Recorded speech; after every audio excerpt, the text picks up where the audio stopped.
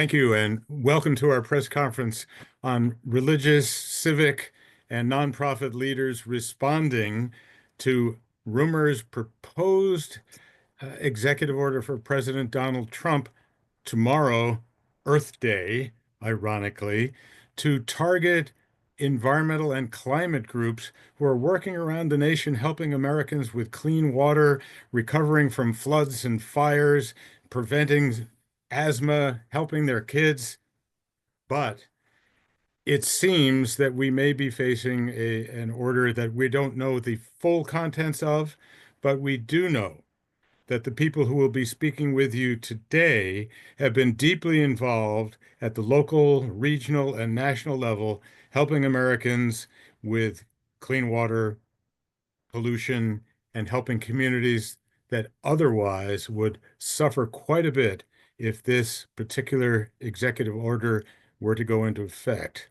I think it's fair to say also that in the spirit of Rachel Carson, Bob Musil, the president of the Rachel Carson Council, Silent Spring, her book in 1962, kicked off the modern environmental movement, and she was immediately attacked by corporations, by paid hack scientists in white coats who were lying about the science. And the attacks went on at every moment. She spoke up, spoke back, and said, I will not desist.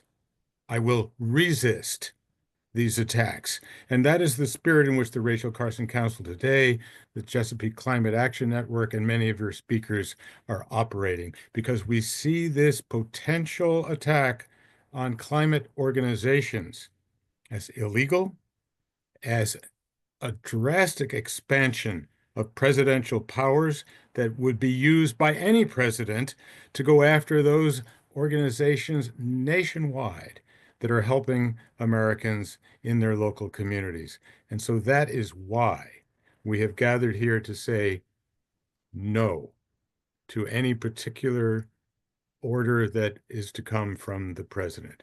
And so I want to turn over now to our various uh, members from a variety of perspectives on this subject.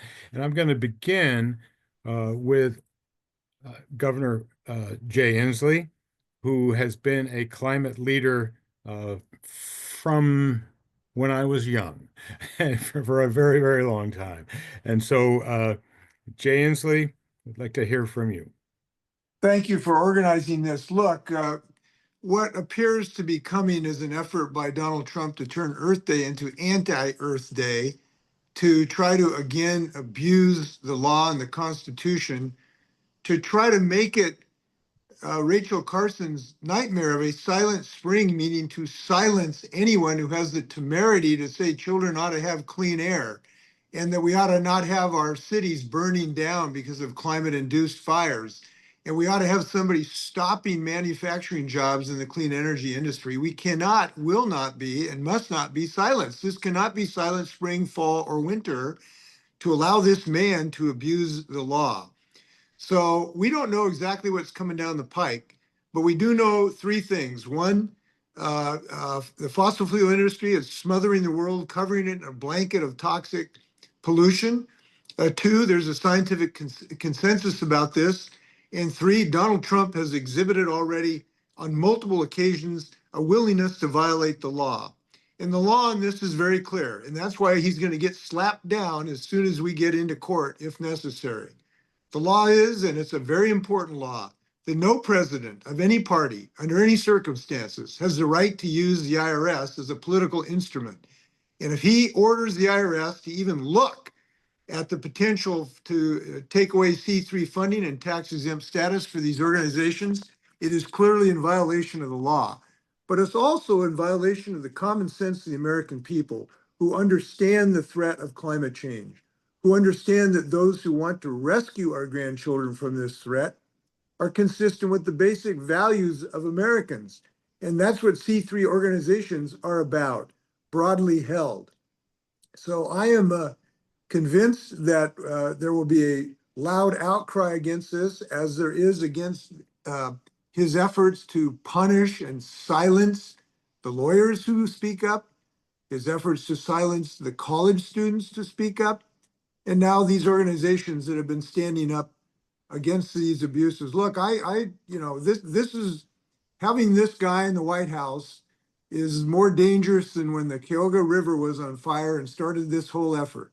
So there's a fire going right now, and we're the fire department. We intend to put this out, this violation of free speech, civil liberty, and the ability of our children to breathe. So I'm looking forward to this battle. I wish it would not happen. I'd love to talk him out of it and let him go try to destroy the economy with his tariffs. But that'd be good if he could just move on. Thank you. Thank you, Governor Inslee. And our next speaker is well known around the nation for being a climate activist since his book in 1989 first was a broad popular book that talked about the climate crisis. Then he continues to write, act, and lead, including with a group called Third Act for more senior types. And it's my pleasure to welcome Bill McKibben. Well, Bob, many thanks. Governor Inslee, many thanks. And everybody else, especially the good folks at CCAN, many thanks for organizing all this. So the governor gave a good metaphor about the fire department. Since I'm a writer, I'm going to play with a metaphor too here. When President Trump took office and immediately started trying to shut down every wind project then underway, cut off all money for renewables, tell a bunch of fibs about how renewable energy causes cancer, on and on and on. That was the crime. The crime is trying to stop the energy transition in the midst of the greatest environmental crisis that our species has ever faced. Once you started doing the crime, then you got to do a lot of other things. So first you had to fire a bunch of people who were witnesses to that crime, climate scientists of all kinds. And that's what's been going on as DOGE has swept across NOAA and NASA and on and on and on. Then you had to, you guys have all watched heist movies, you know how this works. Then you had to get out the spray paint and paint over the cameras that were monitoring this crime. And that's what it meant when they started shutting down the satellites, the ocean buoys, the CO2 monitoring stations, all the stuff that we've been learning about. The marine buoy data apparently is disappearing from the NOAA website, on and on and on. And now they've got to try and make sure that there's no functioning alarm system of any kind, because that's what civil society, that's what groups like this really are. They're the way that society manages to sound the alarm on truly egregious things. As the governor said, in 1970, at the first Earth Day, they were sounding the alarm on the Cuyahoga River on fire. They were sounding the alarm on Santa Barbara as waters filling with oil. Now people are doing their very best to sound the alarm on the even deeper ecological crisis that we're in. March was the hottest March we've ever measured, just edging by a smidge March of last year. We're enduring the hottest temperatures in at least the last 125,000 years. No human society that we would recognize has ever lived on a planet as hot as this. And it's that crime that has to be covered up at any cost. That's what's happening here. Let me just add that we will, those of us who do this work have done everything possible to comply with all the various laws at Third Act, which I helped organize. People spend an inordinate amount of time making sure that C3 work is done differently from C4 work, and that we set up PACs when we're doing political campaigning and all the things that we've been asked to do. And let me just add that everybody at Third Act, and there's 100,000 of us, are over the age of 60. It's going to be pretty hard to spin us as, criminals out to cause trouble for America, though I have no doubt that they'll try with every possible category. but we will fight back. Everyone will try to fight back. More to the point, we will try to keep fighting to sound that alarm because that is our job. And the good news is, even as we pull the alarm, we also have what we need to put out the fire. We now live on a world where the cheapest way to make power is to point a sheet of glass at the sun. And it's that truly scary fact for big oil that's driving all of this. The fact that in Governor Inslee's state, they're going to cover the remains of the Hanford nuclear reservation with enough solar panels to power 1 million homes, on and on and on. If you're big oil, that's terrifying. And that's why they're having to commit this enormous, enormous crime in the first place of aiding and abetting global warming. And it's why they have to go to this extent to cover it up. Back to you, Bob. Thanks, Bill. Thank you very much. I mentioned in the very beginning that we have a range of folks who work in different nonprofits, and that includes the faith community. I won't comment on the president's faith, but I do want to hear from Joelle Novi, as the director of Interfaith Power and Light in the broader District of Columbia area. And Bob, Jamie Raskin's on. all right, well, why don't Let's we? have Congressman Raskin proceed.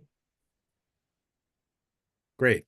Well, I'll tell you what, let us segue very quickly to Representative Jamie Raskin. Jamie, welcome to this press conference about the executive order that may come from President Trump, put together by the Rachel Carson Council and the Chesapeake Climate Action Network. We have been speaking in the spirit of Rachel Carson, who stood up and spoke back and would not bend to the threats that she faced in her day. And so I'm glad to have you with us. Jamie Raskin is the representative of the 8th District of Maryland. And I want to add that is the district in which Rachel Carson lived and did her work. Jamie Raskin.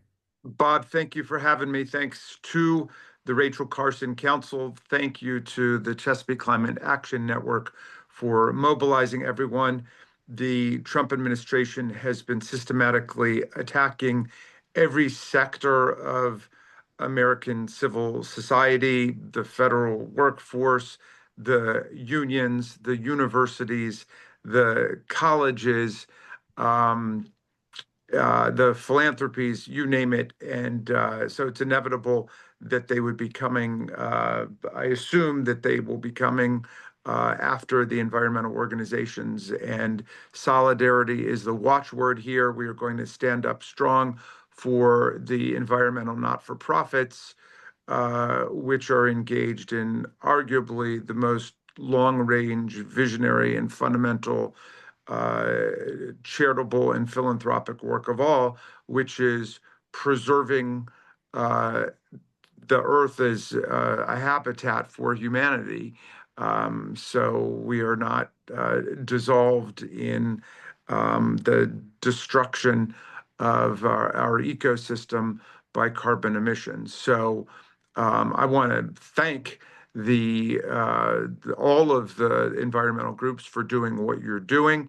And I am proud that people are standing up across America against the lawlessness and chaos that have been unleashed against everybody who is standing up for democracy and standing up for humanity.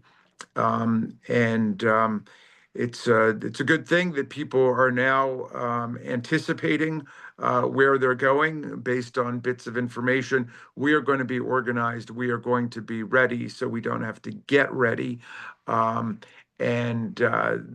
I guess I'll just close by saying that when we were in December, so it was after the election, but before the new administration came in, and they introduced legislation to try to give the president and the secretary of the Treasury unilateral power to strip away 501c3 status from groups based simply on a unilateral executive designation of the group as a terrorist group.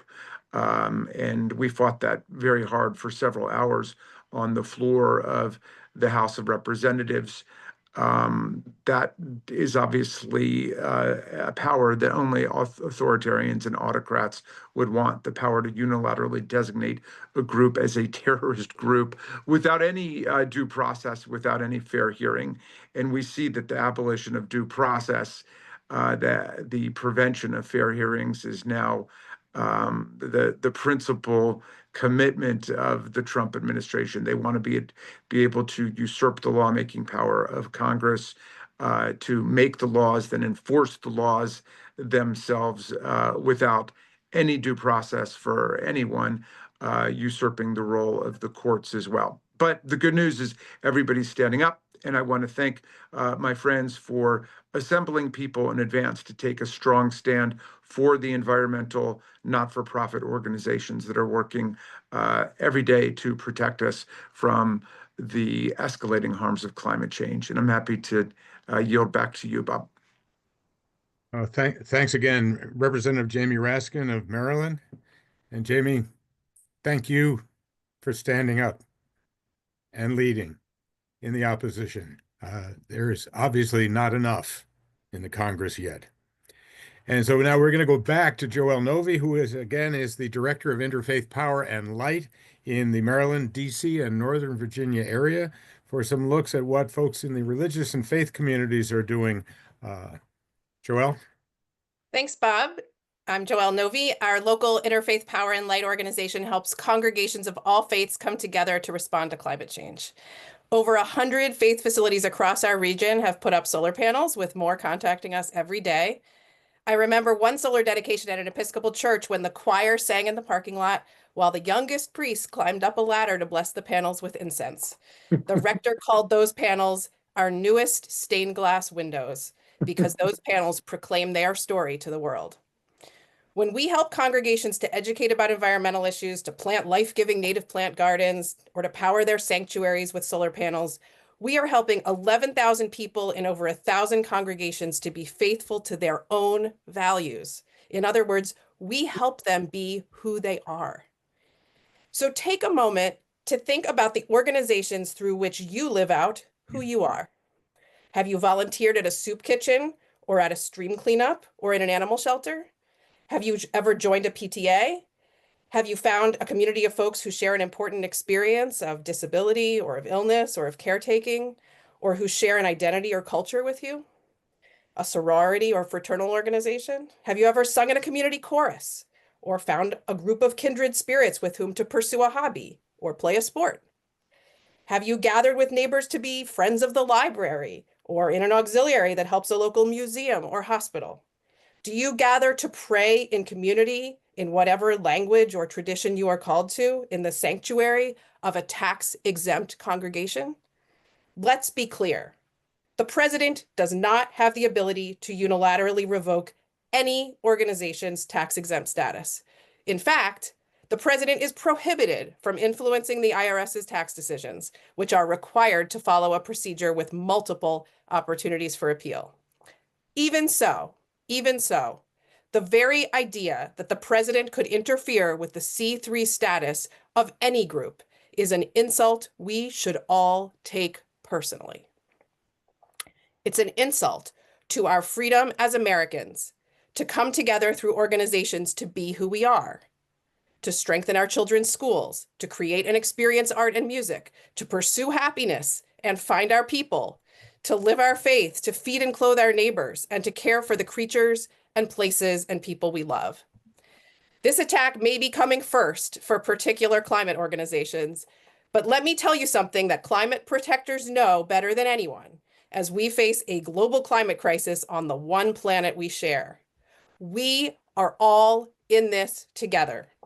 There is no attack on civil society groups in the United States that isn't an attack on every one of us who expresses who we are by forming, supporting, volunteering, and taking action through nonprofit organizations.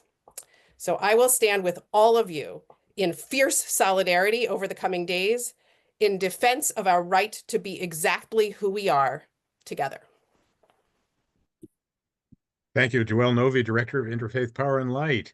I mentioned that a lot of these nonprofit groups that face potential targeting work very locally and with many wonderful projects and things that they do for people. And that's why I wanted to introduce Ruth Ann Norton, who is the president and CEO of Green and Healthy Homes in Baltimore. Ruth Ann Norton. Thank you very much, Bob, and thank you everybody for being here. I think about this, about the fabric of our community, about the path ahead for our children and our seniors, and about the role that nonprofits play in the civic fabric of making a better quality of life for all of us, regardless of faith, regardless of where you came from, and regardless of political party. We're a nonpartisan, non-political organization invested in ensuring that children get to the classroom healthy and ready to learn because their brains are not damaged by lead, that we've reduced the impact of asthma that comes from unhealthy housing conditions, that there's housing stability, that their parents can afford their homes, that we create homes that seniors can age in place with dignity and health, and ensure that that housing stability and health of housing improves neighborhoods and provides for everyone a better life. But the role of nonprofits also are critically important as law-abiding organizations to make sure that money is spent for the purposes of their mission, that go through innumerable audits every year, A133 audits, to make sure we're preventing fraud, waste, and abuse as we advance better health, better economic, and better social outcomes for our communities. It is something that we should not be here talking about removing tax exempt status from the civic good that comes from the work of nonprofits to prevent environmental issues that impair and impact and are harmful on people's lives. But instead, we should be raising up opportunities to work better together. So I find it just horribly troubling that we would take out the very things that make us all better, more effective, and that bring civic unity across the country is that we care for our children, our seniors, our most vulnerable amongst us, and do so in responsible and thoughtful ways.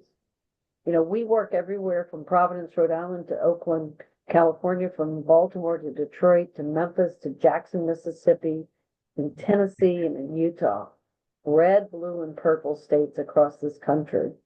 And our mission is just one thing, that people are better because we have advanced environmental quality, that we have resilience in our pathway ahead for our people, our homes, and our planet. So this is a call to action to say to the president, to the Trump administration, if you actually want better for this country, the action that is potentially going to take place here is the exact opposite of that. And we will stand together under the rule of law to make sure that we uphold the common good for America. So I want to make sure that we have time for our other folks here, and I want to thank everybody who is here today. But I encourage the media to go out and see the projects that we're working on, to walk with us in community, and to see the lives that are changed and for the better and are contributing more, whether it's in West Virginia, Western Pennsylvania, or here in Maryland, DC, or Delaware, in this region where we work as well. This is an important issue. Thank you. Bob, may I intrude just for a moment? I've got to excuse myself. I just wonder if anybody has a question for me before I leave, if I may ask. You know, we haven't talked about the sanctity of the IRS. We have the highest compliance for taxation in the whole world because we trust this program. And the president trying to, make it a perverse activity is going to hurt the whole country's credibility of this agency as well. It's another reason to be concerned about this. Anyway, Bob, can I ask you, anybody got any questions for me specifically? I got to go give another climate speech here.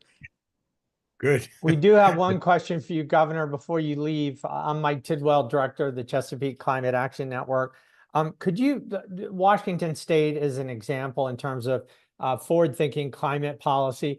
What are some of the things you've been able to achieve in Washington State as governor, working with some of the climate nonprofits you work with there? What have been the roles they've played in getting some of the landmark legislation and other policies in place? Well, we have a variety of nonprofit organizations which have helped Washingtonians fashion policies that are being incredibly successful in building clean energy jobs in our state. We have two of the leading battery companies in the whole world with silicon anode batteries, manufacturing, have good manufacturing jobs to increase the capacity of your range of your car by 20 or 30%.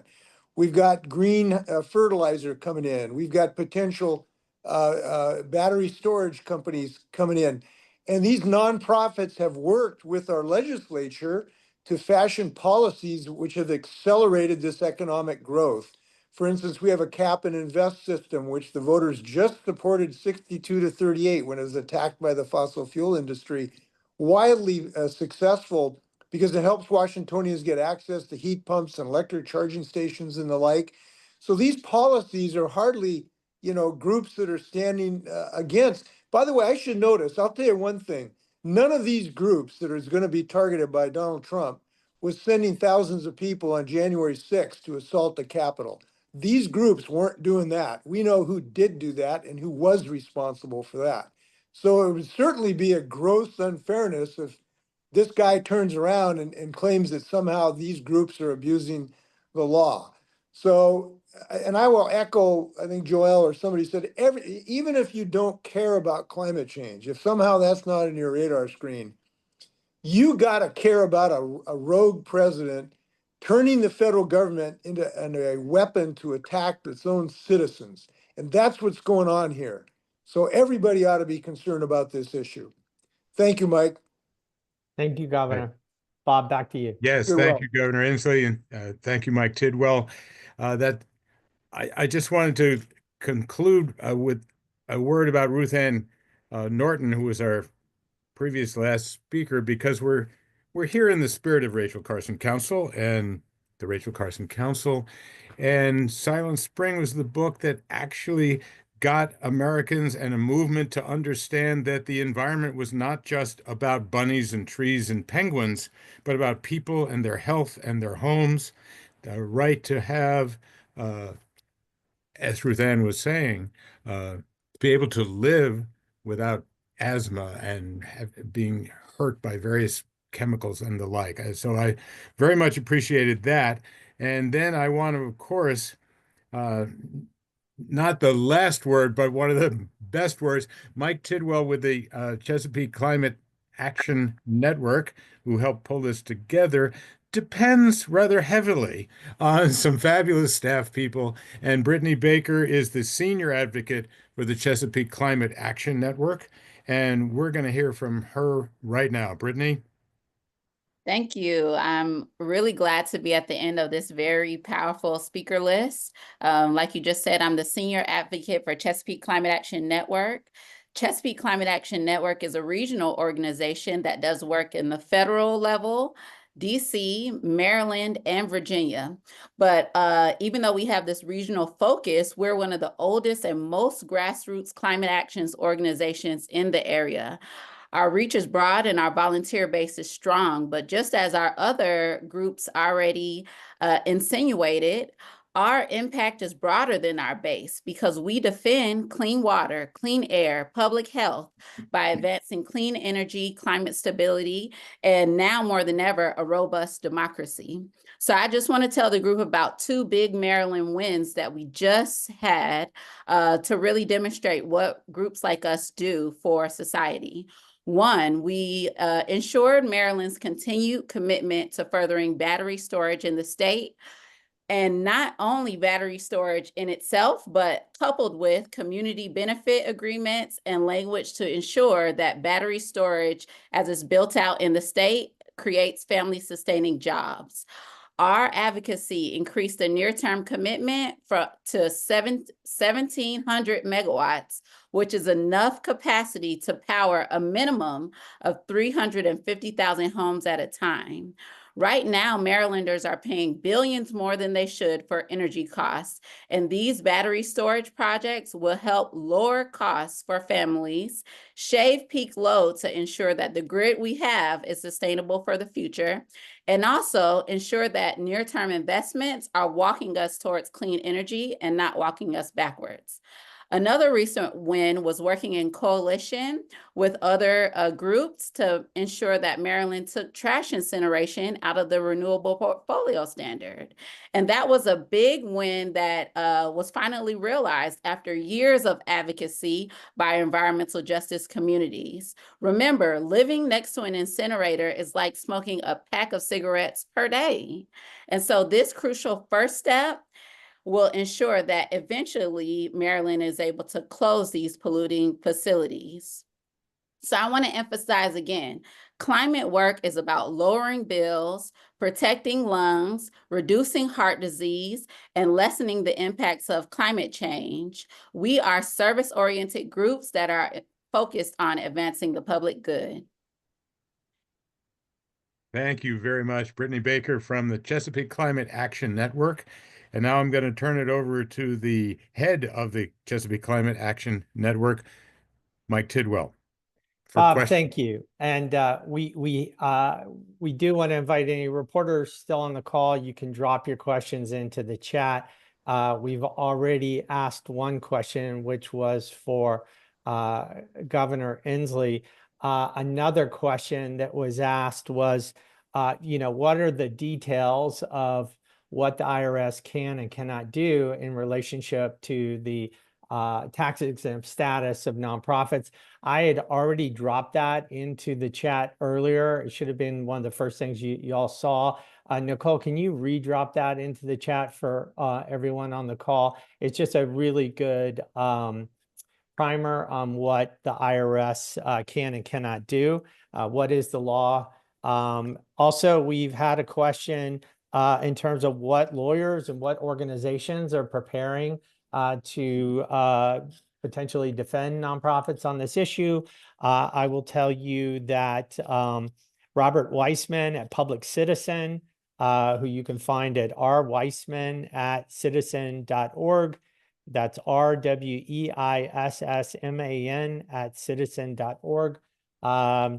Is been very active on this, as has been Mike Zamor, ZAMOR, at the American Civil Liberties Union. You can find him at ACLU.org. I will also say that, Bill mentioned earlier that March was the warmest March we've ever had. These records continue to march forward in terms of climate change.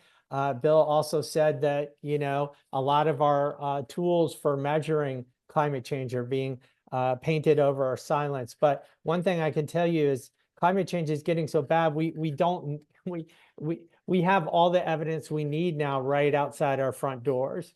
And one thing that I've done is just written a book called The Lost Trees of Willow Avenue that just chronicles climate impacts on my block, the wave of dying trees, the spread of Lyme disease, the flooding of my local church and other buildings. So this impact of climate change is no longer theoretical. You no longer have to travel to the Arctic and to the Great Barrier Reef to see these impacts. They are now everywhere that we look. I will put some information about my new book. Bill, we have one last question for you. Is Bill still on? Sorry, I can't see. Indeed, I am. There he is. Yeah. Okay. Bill, the question is, you've been at this work longer than all of us. And is this just the next chapter? tell us more about your upcoming project on solar power. Is that the light at the end of the tunnel? Yeah, sort of literally the light at the end of the tunnel. And I think, as I said, intimated earlier, it's also the reason why the oil industry and its political allies are so frantically trying to shut things down. We got news a couple of hours ago, new data from China. They've put up so much solar energy that coal use was down 5% year on year in the first quarter.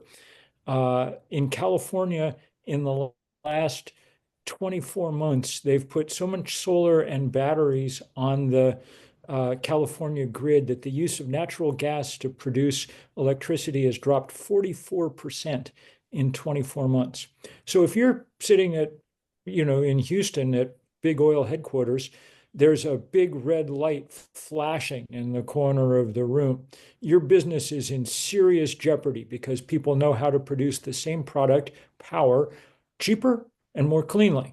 So what are you going to do? Well, what you're going to do is use your cash on hand to try and game the political system so that you can install people who will then do everything they can to crack down on these scientists, on the public interest advocates, on everybody else who's telling the truth about where we stand in the climate and energy transition.